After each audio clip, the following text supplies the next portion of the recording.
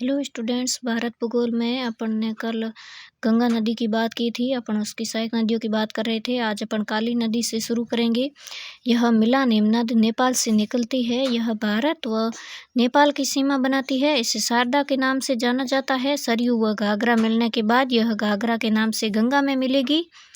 घाघरा यह नेपाल में मापचौंग हिमनद से निकलती है। बाबर का निर्माण नहीं करती है। इसी के तट पर 1529 में बाबर व अफगानों के मध्य घाघरा का युद्ध हुआ। गंडक यह नेपाल से निकलकर गंगा में मिलती है। यह वाल्मीकि राष्ट्रीय अभ्यारण्य बिहार से प्रवाहित होती है।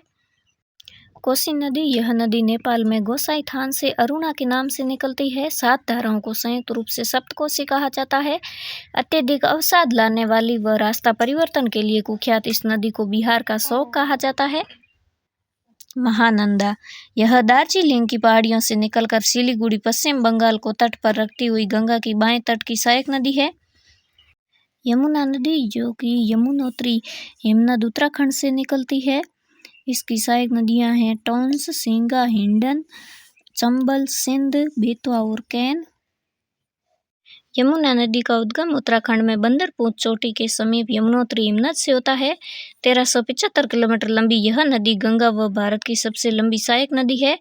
बाएं तट से टोंस, सिंगर, हिंडन व दाएं तट से चंबल, सिंध, बेतवा, कैन प्रमुख सहायक नदियां हैं। यह हरियाणा व उत्तर प्रदेश की सीमा बनाती है। दिल्ली, मथुरा, आगरा इसी के तट पर है। अमृत क्रांति या फिर नदी जोड़ो परियोजना के तहत सर्वप्रथम बेतवा व कैन नदियों को जोड़ा गया। बेतवा नदी पर माता टीला व राजघाट परियोजनाएं हैं।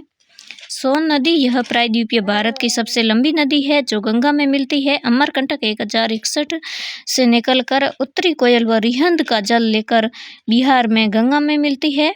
रिहंद नदी पर बने रिहंद बांध के कारण गोविंद वल्लभ पंत सागर भारत का सबसे बड़ा जलाशय झील बनती है। सोन नदी पर बाण सागर परियोजना है। दामोदर नदी छोटा नागपुर पठार से निकलकर बोकारो व बराकर का जल लेकर हुगली में मिलती है। यह विभ्रंश घाटी रिफ्ट वैली में प्रवाहित होती है। कोयला उत्पादन के लिए प्रसिद्ध इसलिए राइन नदी कहलाती है। मयूराक्षी नदी पर पश्चिम बंगाल में मयूराक्षी परियोजना है।